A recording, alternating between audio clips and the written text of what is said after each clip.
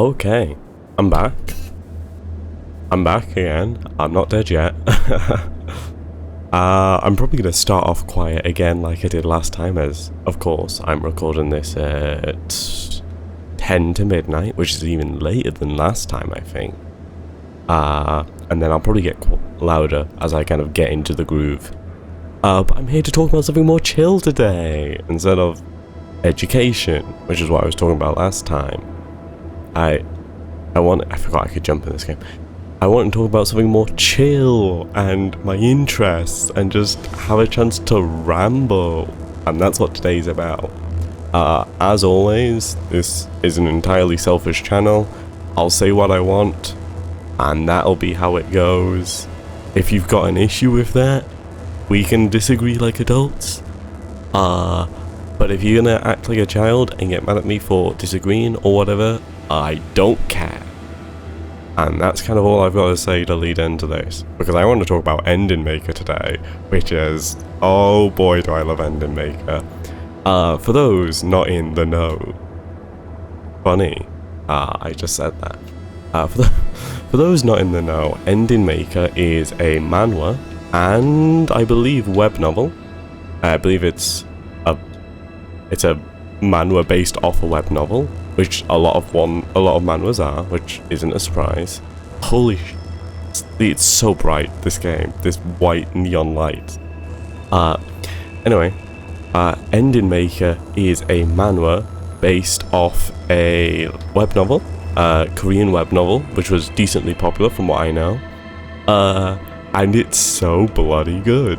It's recently started back up again because I think it's currently got 70 chapters. It kind of ended with like 68, 69 chapters. And the reason it ended originally was because the main artist was like ill and had a lot of issues and couldn't actually handle continuing the series. And it had some long hiatuses before that, but then they kind of just fully called it, and it was like, it will come back when we come back. And that was the other week. And I am so glad it's back. It really hasn't gotten into the swing of it properly yet, but it's still such a good series. And because I knew it was coming back soon, because I believe the writer or artist made a post about it on Twitter, which I rarely use, but I happen to be using to see this. It was like, I am gonna reread it. I'm going to do the cool thing and reread the series I really enjoy. Where the hell am I supposed to go? And so I did that, and oh my god, is it so good. So there will be spoilers. I will be talking spoilers. If you don't want spoilers for this, then that probably means you're interested enough that you probably just want to read it. So you should go read it. I will be honest, I'm not sure if it's got an official English translation anywhere. But I'm sure people are capable of finding the popular English translation. I will also say I haven't read the web novel. I'm also not that interested in reading the web novel. It's kind of similar to another series I really like, The Novels Extra, which I kind of briefly started the web novel for that, but then stopped reading because I really, really, really like the manhwas. The exception for this rule is probably Omniscient Reader's Viewpoint, which is another one I'll be talking about at some point, I'm sure. I have no idea how I'm supposed to get up here. Which I did read the... Oh my god, I think I'm somewhere I shouldn't be. Which I did read the novel of, and that was really cool. Am I just soft-locked? I might just be soft-locked? I might have to restart. I'm gonna restart. Yeah, so I'm kind of a mixed bag when it comes, like, the series I really like. I'm often tempted to read the original web novel, but I haven't for this. Kind of the major one I have is Omniscient Reader's Viewpoint.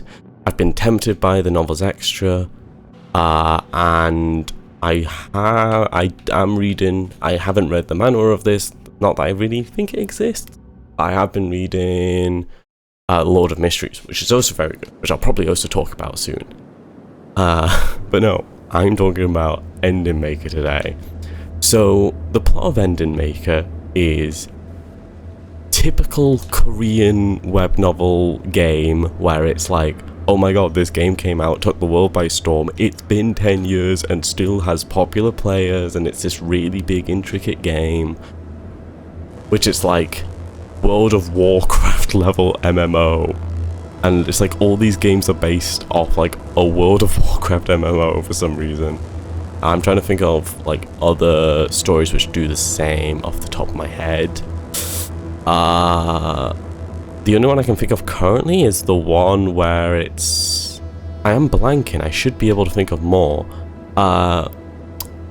Worn Torn Newbie, I believe, is one. And then also there's the one where the guy does like crafting. I dropped that at some point. But yeah, it's a common thing in the genre. It's a common thing. It's one of the manhwa tropes, and I definitely want to talk about manhwa tropes another day, and just manga tropes as well, because boy, do some of them really annoy me.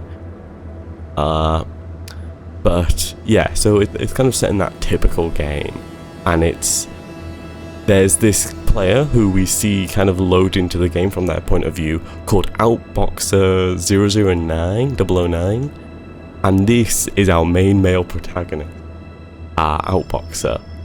And then it's like loading into the game, and it's like, oh, well, today is the day where all the rankings come out, because there's ranking. And Outboxer has been number 1 for like 20 months, or this is the 20th month or something. And so it kind of shows this, it gives some like context for the game, and it shows off kind of a range of characters, but also it introduces us to our second main character, our female lead, Yellow Tempest, who plays another character called Cordelia Chase. For reference, Outboxer plays Yuda Bale, I believe, if I'm remembering the names all correctly. I'm pretty sure it's Yuda Bale. And then this player plays Cordelia Chase, and they've been second for like just as long, basically, and so there's kind of ongoing beef. But then everyone keeps joking, because like after it's revealed that Outboxer is number 1 again, it's like they have a bit of bickering, and then they log off at the same time, and there's people joking about that. So it's like you get to see some of this like play-by-play between these characters, and then suddenly they wake up in the game. Small problem with that. They wake up as the characters they play. So Yellow Tempest wakes up as Cordelia Chase, and Outboxer wakes up as Yuda Bale. Problem is, Yuda Bale is terribly, terribly ill. They start the game about like 6 months late compared to every other character, and because of that, he kind of spends the first 5 days awake just trying to make sense of literally anything.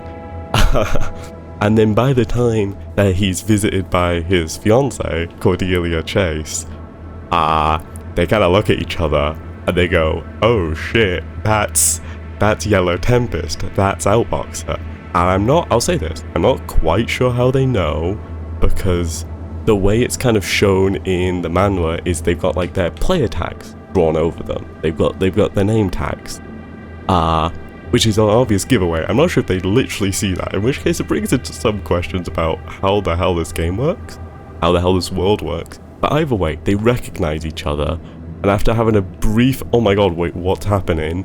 They're like in front of like people they know. For Cordelia, it's her knight. For Yuda, it's the maid who looks after him, because he's so fucking ill. And they're like, okay, here's some coordinates. Like, they do gamer speak, and it's like, meet this place. And so they meet up, and it's like, first thing, you've met another person who has also woken up in this world, and you guys are having to sort this out. But first thing you want to do is recreate a popular local meme from your culture. So they basically do the Korean version of the Spider-Man meme, which I think, off the top of my head, it's from an English like learning advertising where it's like, hey, you too? And it's like, hey, me too. And it's like they do that after reincarnating, and they have a bit of laugh about it and go, okay, wait, we need to be serious. We can't keep joking like this. So they end up talking and exchanging a bit of information. But before I keep recounting the plot, I want to say that it's kind of one of the things I really love about the series. It has so many memes and pop culture references, even recent ones, like clearly ones that wouldn't have been in the original web novel. So it's just the amount of love and care and just like characterization these two have is so good.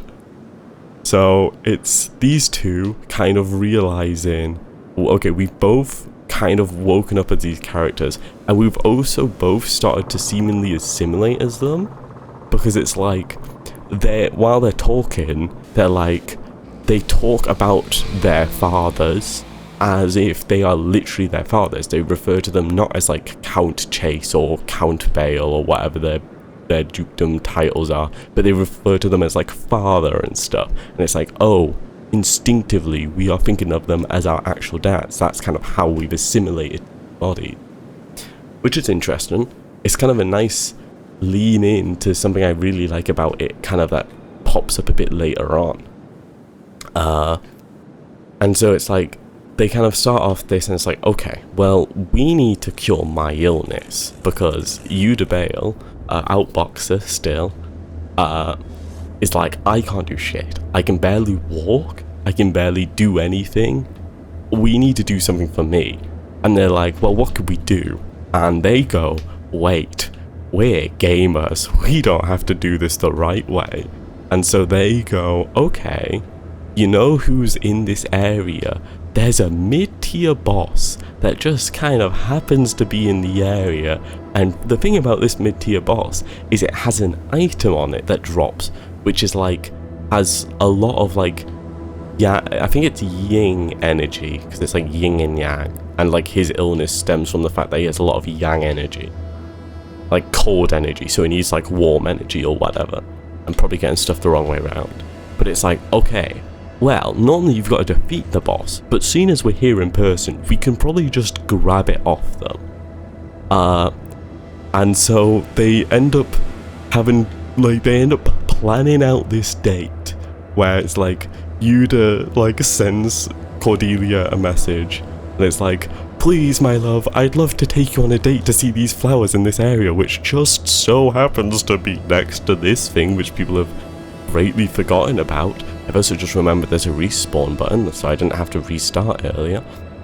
So it's this fun interaction of like them, like Cordelia complaining because Yuda's like really weak, so he has to, when they jump down this cliff, because there's a shortcut to this place they're wanting to go, which is why they stopped where they did.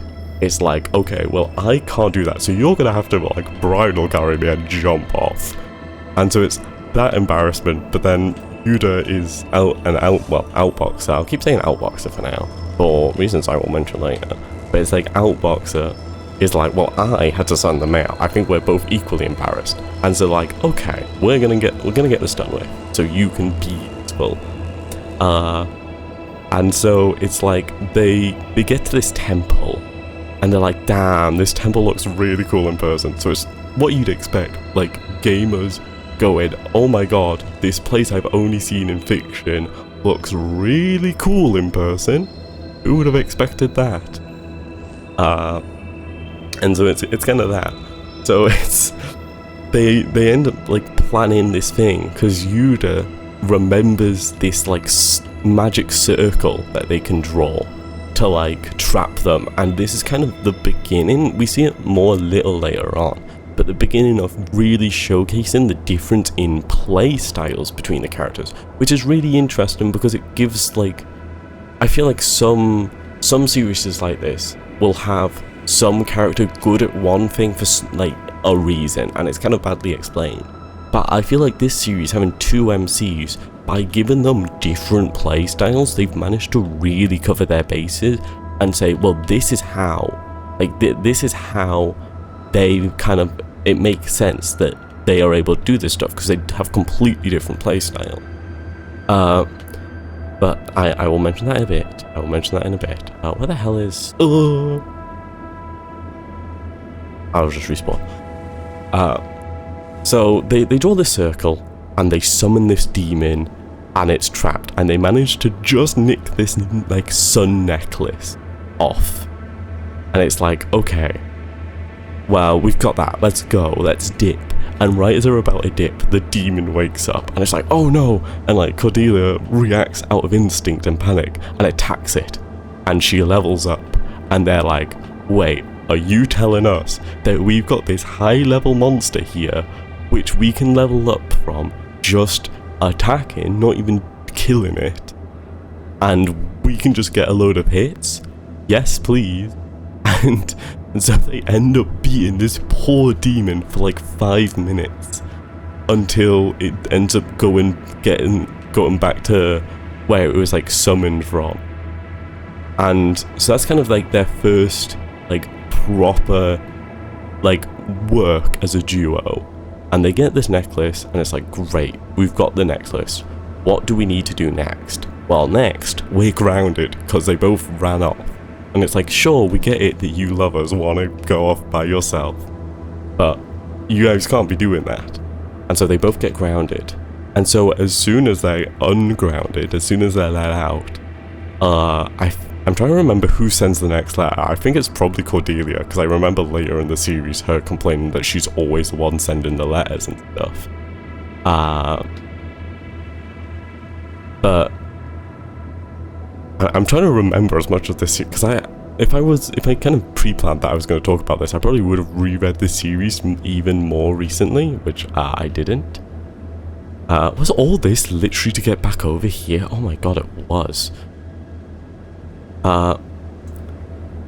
So next, as soon as they come out of being grounded, it's like, okay, let's meet up at this church area. And why is this church area... Oh, it kills me. Why is this church area significant? Well, it's kind of this church like this god of secrets or something almost. And does that just snap onto me? What a scam. Oh god. And so they end up going there, and it's like, well, you guys can only have 30 minutes, okay? And it's like, fine. But that's all they need. Because they go into like this private meeting room, almost like a confessional room. And Cordelia's like, how on earth have you got in this room? Like, oh, it's like for priests and stuff. And Yuda's like, there's nothing money can't do, because they're both from rich families, basically. And so it's like, okay, well, fine. And they basically end up, there's this secret dungeon in the book of this room, and this is where the playstyle difference really shows, because this is a dungeon which no one else knows about.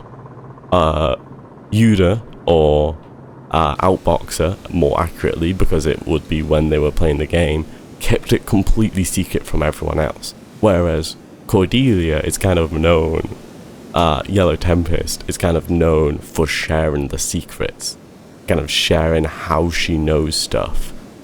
And so it's this interesting difference of, oh, well, you kind of keep secrets and like learn through strategy, which kind of like, oh, this is how you have a lot of very deep knowledge on this game, to the point where you could even draw a magic circle. Whereas Cordelia, Yellow Tempest, is someone who just kind of managed it through brute force, and even through that brute force, she only lost first place by like 800 points, and it was nothing. It was like so tight.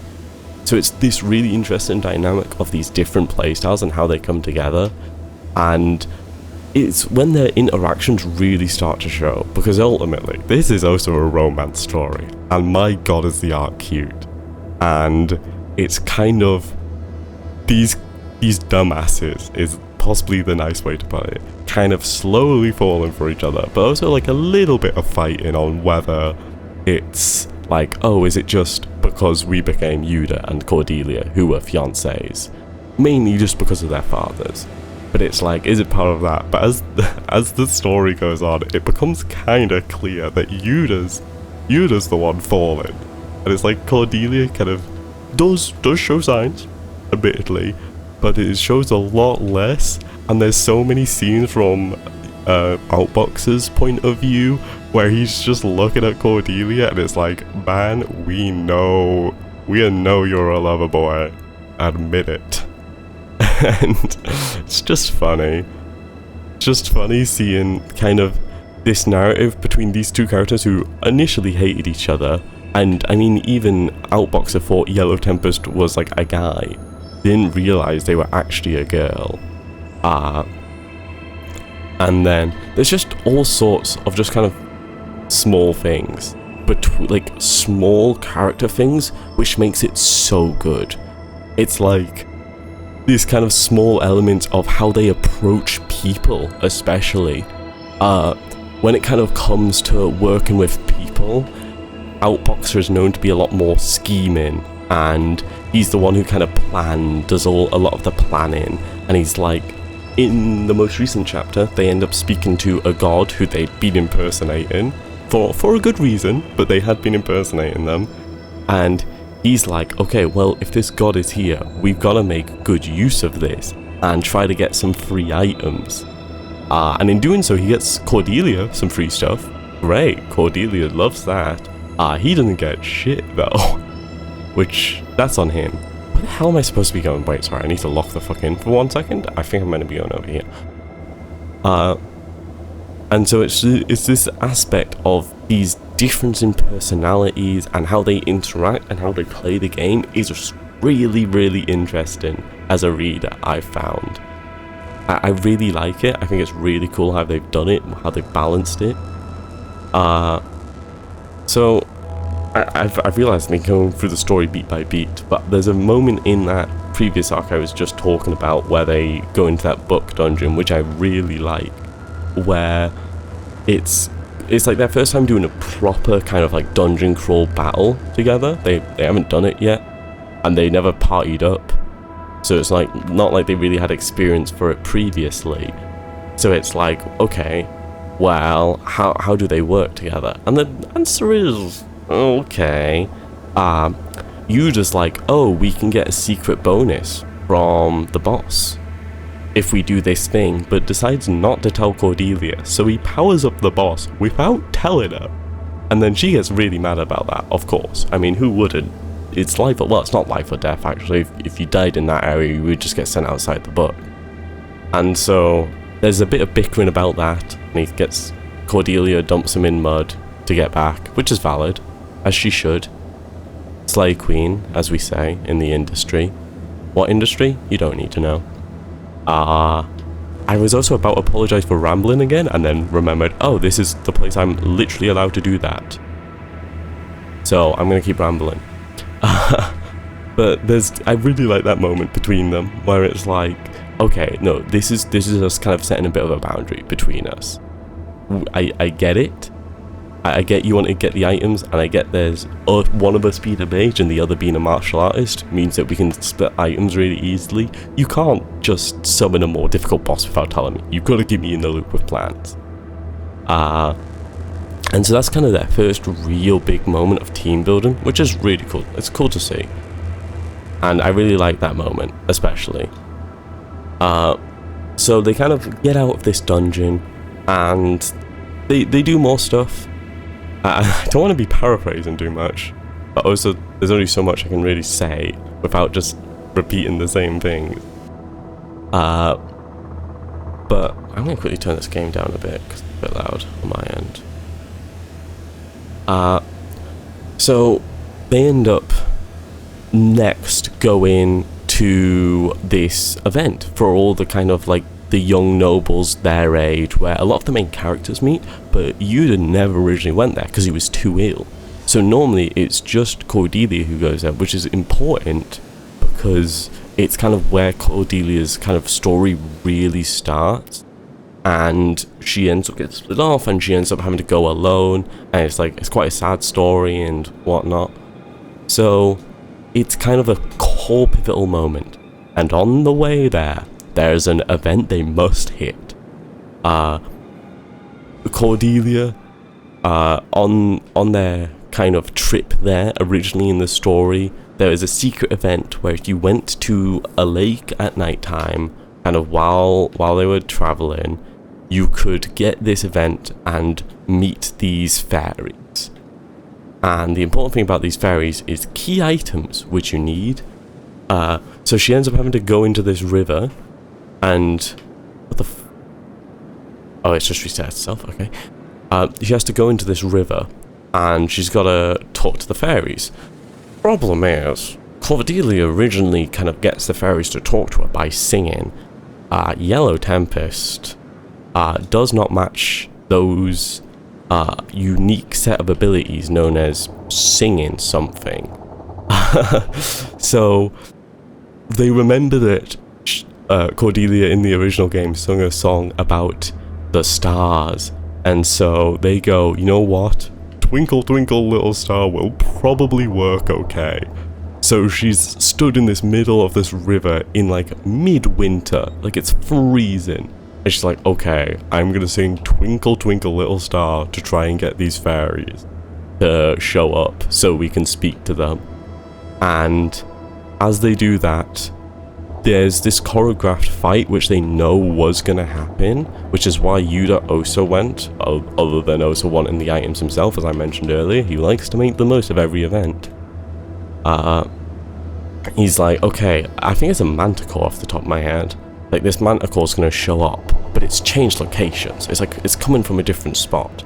So they end up fighting off this manticore, and they go to the fairies banquet, which it's like the summer or spring fairies, I can't remember which. There is different, because we meet the winter fairies later on. So they end up meeting these fairies, and they get some cool items. But I also I like a lot of this story for a lot of reasons. Just the character interactions are just constantly great is one thing. And the fairies banquet is no different. I really like doing it, and also they managed to get some good items which they didn't know they could get, like Yuda especially, because it's like, he's never been, like, Yuda's never oh my god, wait, holy skip. Never mind, I'm dead. I'm fucking dead. Yuda's never been able to be in that situation before, so they had no idea what items he was gonna get, and he ends up getting this like movement technique which he kind of never managed to get in game for whatever reason, and so it ends up being really good, and that's cool. And so they end up heading off to the banquet like this, and they make some preparations because it's demonic humans, as is very common in a lot of manhwa. Demons are the bad guys. It's the same in the novels extra. They're fighting demonic humans, and it's similar in ORV. There's the Great Demon War. Well, that's kind of a mix. It's not just demons. It's also angels in that war. It's a demon and angel war. But that's I shouldn't be talking about that in this.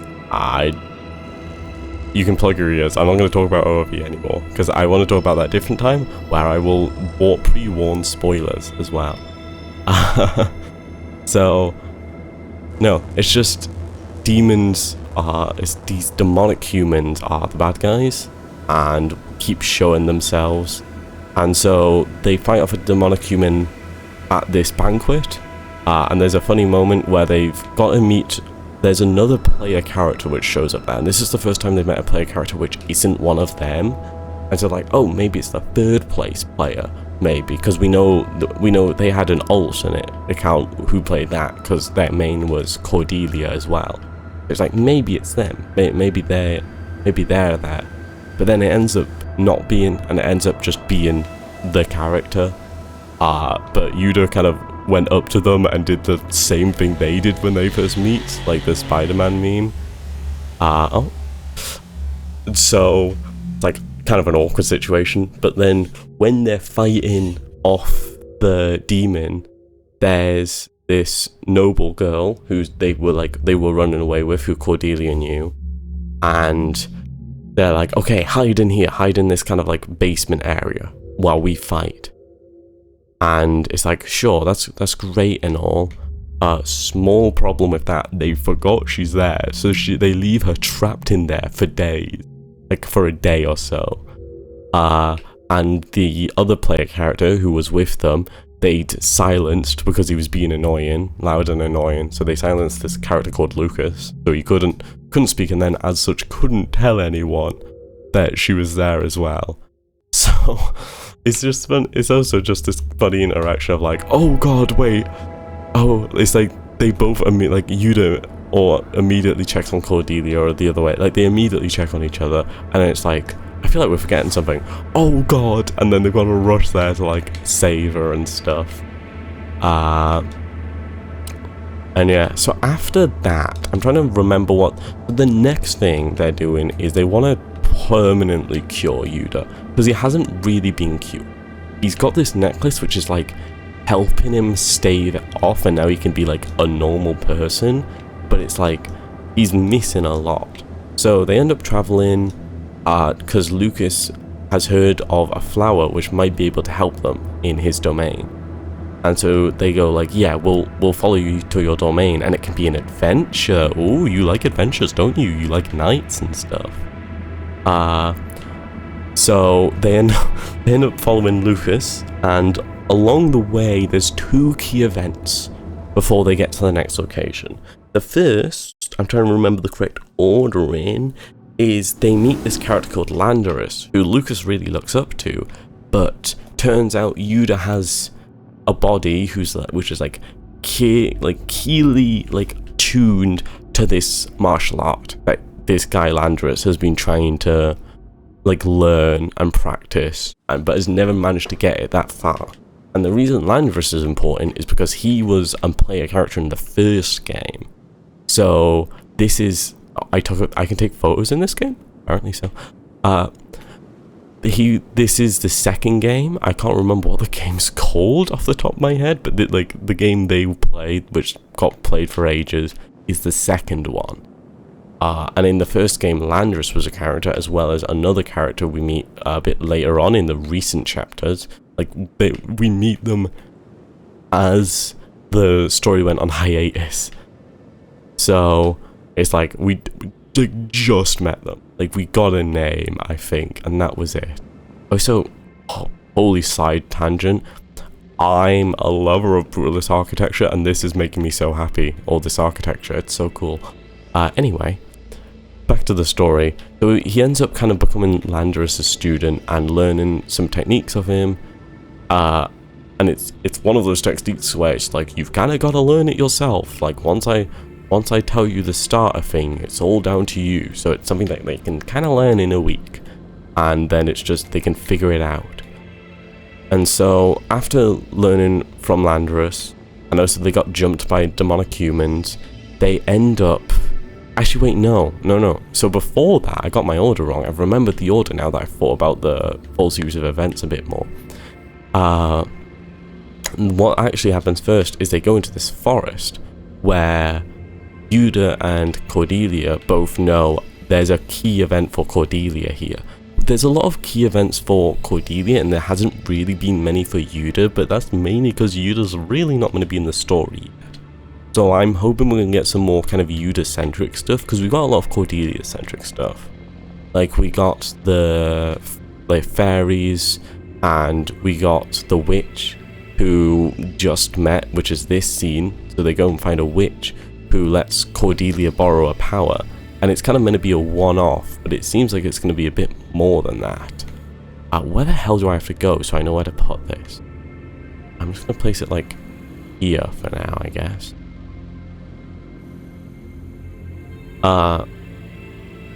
And so yeah, they end up finding this witch, Freya,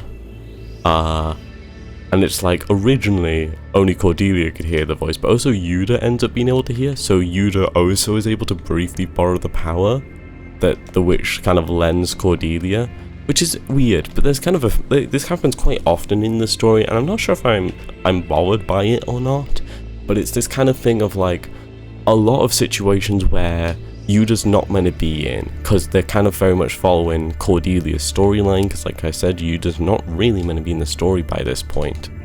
So it's kind of following Cordelia's story, and because of that, it's like, a lot of these events, like the fairies, which kind of makes more sense, but then he's able to borrow the witch's power as well, which is like, I'm not quite sure if that tracks, but sure, I guess, sure.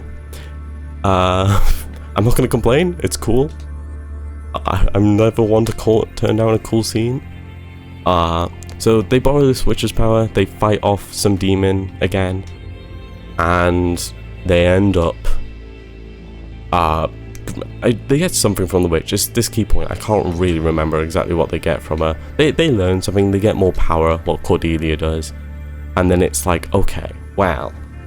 Then they get attacked. Then they meet Landris. But in that attack, Cordelia's knight, who they'd been traveling with, gets like badly injured, and they're like, we're not sure we can continue further, because like the place we were needing to go is like, it's this dangerous area that's been locked off to get this flower that you'll need, and so we're not sure if we're going to be able to go there, so we're gonna have to wait. But they're like, we can't wait. So what they end up doing is Cordelia writes another letter saying, me and my beloved must go off. I am sorry for abandoning you, Lucas, and we will make it up to you, because they say they've been like, oh yeah, don't worry about not being able to take us. Why don't you show us around the local town instead? And then they ditch him, which is terrible, terrible people, honestly. but they're like, please don't worry, we'll be fine. And so they end up having to send people to chase after them. But in the process, I can't remember quite how this happens. But they meet the winter fairies, and they manage to goad the winter fairy. Well, Yuda manages to goad the winter fairy in by saying, wow, the other fairies were so nice and they gave so much to us, and you're not really offering us much. And so they managed to get a teleport directly into the place they were going. And because of that, they actually managed to skip a load of demonic humans which were like posted outside. And so what they also do is they set up a load of traps at like the entrance. So like, they end up, I can't remember why off the top of my head, because there is a demon there that they're like, oh, we'll release this, we'll release the demon. But I'm not sure if it's because they released the demon that some of the like main demonic humans get like pushed into this trap and then they end up getting a load of XP, or whether they just get injured and then they let the demon and it's just convenient time and oh my god, I can't do this jump. But it's one of the two. It's one of the two. So they go into this kind of abandoned mine, I'm pretty sure it is, and they found the flower for Yuda. But in this mine, there's also a large serpent, I believe. And this serpent, they're like, well, it's dormant, it's asleep, it's not going to wake up, so let's kill it for loot. So they end up killing it, and they end up getting something for Cordelia from that as well. This is what I mean when it's like, there's a lot of stuff in this series where it's like, if one person gets something, they both get something, which is fine. It's kind of mainly just a product of having a character in a scene in a place where they're not really previously meant to be part of, and it's just part of that, which isn't bad. It just kind of constantly happens, which is a little bit of a gripe, but like I said, I'm not one to complain. I like the series. So they end up both getting this, so they're like, okay, well, we'll both sit apart because we need to do this. Without, like, it'd be bad if we were close together, mainly because of Yuda, I think. So it's like, okay, we'll meet whoever's out first kind of wins. So they end up both absorbing this thing, and Cordelia wakes up first, and then she realizes there's this demon outside. And so she's like, and it's attacking people, and it's like, okay, well, we're gonna have to go deal with this. So she goes off ahead, and she starts fighting this demon, and there's kind of some of the people from Lucas's entourage who they were previously traveling with have caught up, and then they also meet some people from the church, I think, who are there to like kind of seal the demon, because they'd been tracking the demonic humans, if I remember correctly. So they're there to kind of like try and seal the demon, seal the deal. That's it. I swear Seal the Deal's a game. It's DLC for Hat in Time is what I'm thinking of. Besides the point, again. So they end up Cordelia fights this, and like midway through, it's like, okay, Cordelia's having a tough time, but here comes Yuda, and now he's like way more powerful. Because like Cordelia's kind of being carrying. No hate to my guy Outboxer and Yuda, but Cordelia's kind of having to be carrying because he's just really weak still. Like he's gotten stronger, but like not that much stronger. And so she's been carrying, and now Yuda pulls up, and it's this cool scene between the two of them, which who doesn't like a cool scene between two characters? But is this scene between the two of them where it's like mid-fight, because it's like, oh, we can probably seal them with the demon's real name, which I'm sure Yuda knows, and Yuda does know it, but he pulls up and he's like, okay, yeah, we could seal them, but I bet we're strong enough just to kill them. And so they go full greed gamer mode and go, okay, we're gonna kill this demon, which is probably a little bit too powerful for us currently, but we'll pull it off. We're the best two at this game. And so they end up pulling it off, and I swear to God, there's a moment where Yuda like carries Cordelia in his arms for some reason. I can't remember exactly why, but I swear it happens, and I swear it's cute. What the hell is this moving? But yeah, no, I swear that happens. I don't know what the hell I'm doing here. What is this puzzle? What is the puzzle? Oh, it opens there. Okay, I see.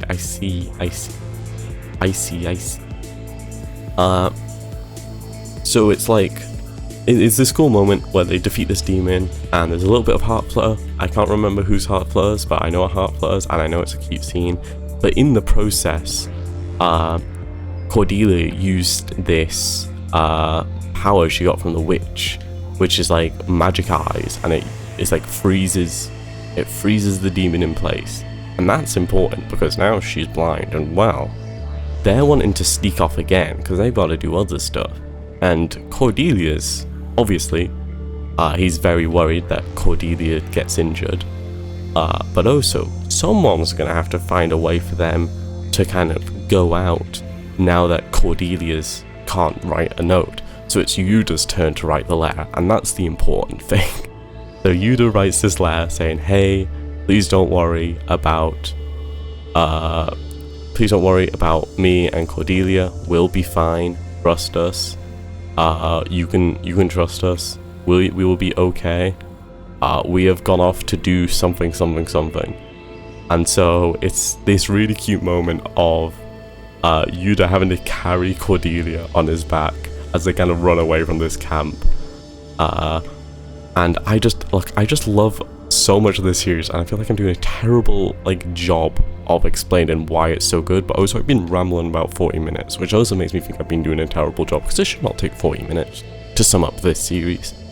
But no, it's really good. And so I also really like that scene of Yuda carrying Cordelia on his back. And the kind of key thing to mention at this point, I'm not sure if they've realized it. I'm not sure if they ever do, and they might, because I'd be surprised if I just happened to realize it all on my own, honestly. Even though I consume a lot of media and stuff, I don't pay the most attention to a lot of it sometimes. Is this where I came up before? What is this? I don't know if I want to go that way. I'm going to assume I don't. So it's just this really cute scene of Yuda carrying Cordelia on his back as they begin to travel. And the rest is kind of, I don't know, I'm not going to say unimportant, but it's like, it's been fine. But it's just not been as good. And not that that's a bad thing, because of how good it previously was. But it's just like, it hasn't hit that yet. But also this was during the time, I'm pretty sure, where they were, the artist was getting quite ill. Especially. So it's like, yeah, that tracks, that's fine. It's okay. But no, so the next arc is after they kind of go, Cordelia heals up and they go to a slave auction. Not because this is some cringy manga, oh my god, I'm gonna buy a slave. Well, they do that, but that's because there's a player character there who they want to save and they want to help because they want to try and get the best ending and not one where the entire country gets destroyed or something. And so what they end up doing is they go to this auction and like they're on their way to like try and buy this person to try and get them out and help them, and that's when they do end up impersonating the gods. But before that, there's also items on auction, and these people do not know the value of the items they have on hand. So they end up getting a load of really useful items for like dead cheap. I can't remember if those items have been used for anything in particular yet. I wouldn't be surprised if I've forgotten. I also wouldn't be surprised if it's setting anything up. I wouldn't be surprised for either, honestly. So they end up going and they free, God, what's her name? I'm blanking on her name because it's not like just a convenient name. It's like something. It's like what someone would name a typical barbarian, where it's not like a name, it's more like an epithet, like a title. And that's why I'm forgetting it, mainly. But no, there's, oh my bloody god, what the hell's happening here? They end up going and freeing this character, and then after she's awakened, it's like, well, we need her to trust us. So let's impersonate her god by using mist and other stuff. Impersonate the god, make her think she's seeing things, and get her to trust us. And that is all Yuda. And this further goes to show the difference in kind of how they do stuff, because it's like Cordelia is not a fan of this plan, but it's like it works, and it gets them on their side where they do build up some actual trust. But it's just they needed them to get them on their side for like the immediate, where the hell am I going? Huh? And so they do that, and it's like, okay, well, let's get a move on.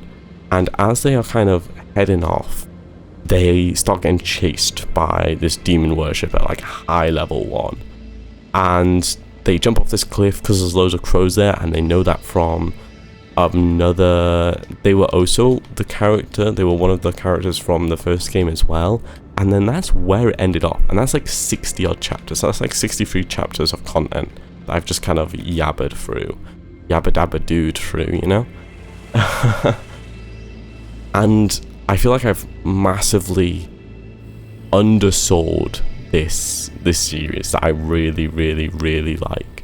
But it's really good, and like I said, I'm probably just crazy underselling it because I've been doing a crazy bad job of describing it. But it's just, as the story progresses, there's just some really good things. I really like character interaction. I've talked about that multiple times already, but the character interaction in this series, in Ending Maker, is so good. It feels so natural, and the characters feel so good to read, and it's just a bloody brilliant game. I said game because I'm playing a fucking game. The bloody brilliant series. Which I've loved reading, and I'm so glad it's actually back. I'm so happy to see it back. And yeah, so I really love the character interactions. The art's great.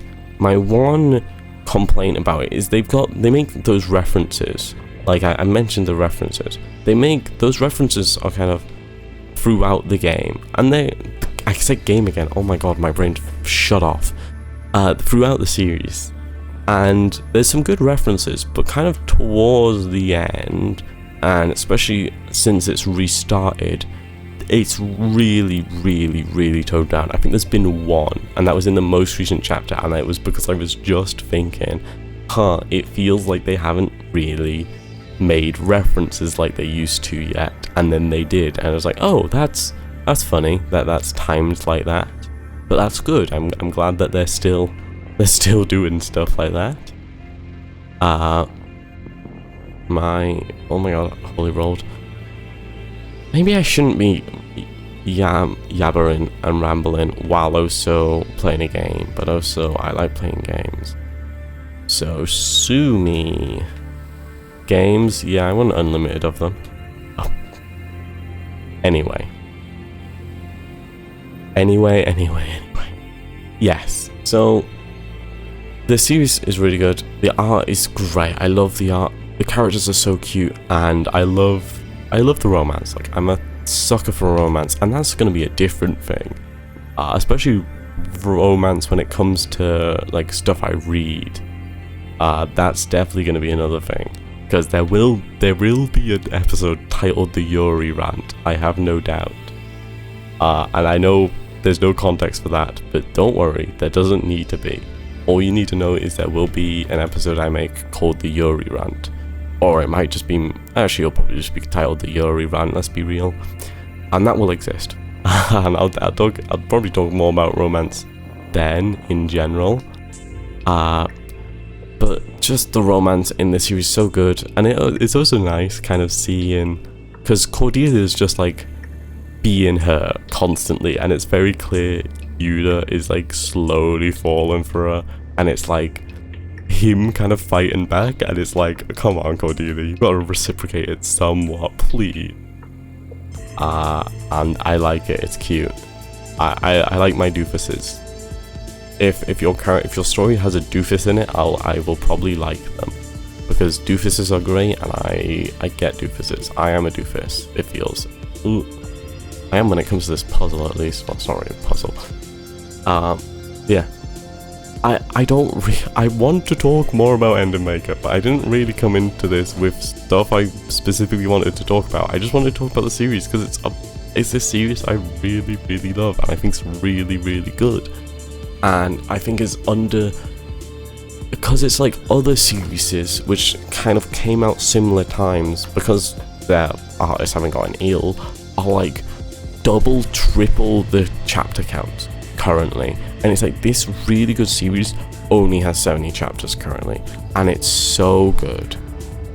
It's such a good, just amazing series that I love so much, and I'm really excited to see where it goes further, because I just love it so much. And I want to say more about it. I want to say how much I like the side characters, and how much personality everyone in the entire series has. Like, not just the main characters.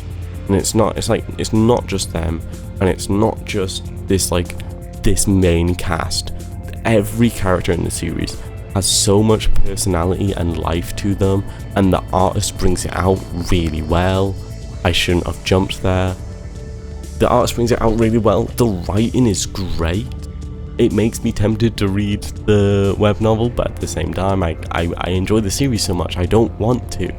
Like, I want to enjoy it from the series because I love the series specifically so much. Which is why it's kind of a hard fight for me mentally. It's like, I want more. I want to read it all right now, but at the same time, I should save it because it's that good. Yeah. I don't really have anything to say past that. I think if you've listened to me ramble all this and haven't read it, go read it. And if you have read it, great, it's so good. It's such a good series that I love unabashedly. And I'll probably rant about it another day and kind of actually figure out what the hell I want to say instead of just rambling like I did. Because I do want to talk more about it, and maybe something specific will happen. But I think if something specific is going to happen, it's probably going to be Gachi Akuda. Gachi Akuda is another series I want to talk about, and those recent chapters have been insane. There's been so much lore. I need to reread the entirety of Gachi Akuda. I need to reread ORV. It's been a while since I've read that. I want to reread that and kind of talk about that in full. And also it's got the side stories, which I don't know about, and I kind of want to give a shot. But it also, the plot sounds kind of ass. It just feels like they're just recycling it. but it might be interesting enough on its own, so we'll see. Currently reading though is Lord of Mysteries, and yeah, I don't want to drag this out because this is about to hit an hour, and I've just been I basically just gave a recap of the story for an entire hour. So yeah, I love the series. I love Ending Maker so much. It's so good.